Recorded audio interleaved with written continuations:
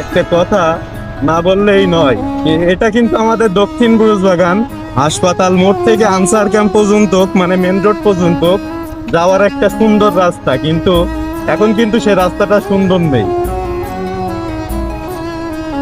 যেহেতু এই গাড়িগুলো যে রাস্তার যে বেহাল অবস্থা হয়েছে, শুধুমাত্র মনে করেন একটু শুনি বৃষ্টি হলে যে কি দুর্ভোগের ভিতরে আমরা পড়বো তা একমাত্র আল্লাহ জানে, আর কেউ জানে না। জানবে তখনই মানুষ যখন দেখবে এখানে যে পানি হয়ে বৃষ্টি যদি হয়, আল্লাহ কি অবস্থা হবে। এই পথটা একদম পুরো কাদায় একদম লেপ্টে যাবে, কোনো গাড়ি মানুষ চলাচল তাই করতে পারবে না।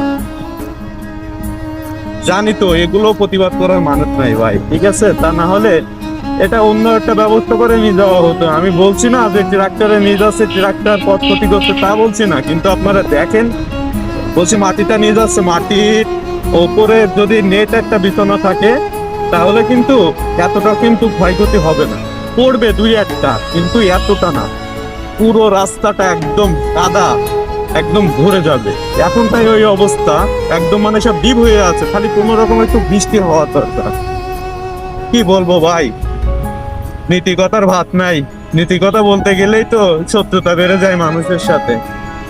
তো এই যে এই পর্যন্ত আমাদের এই রাস্তাটা, যে রাস্তা দিয়ে এখন আসলাম সে রাস্তাটা এই পর্যন্ত। তো সবাই যদি ভালো লাগে তাহলে ভিডিওটা শেয়ার করে দিয়েন।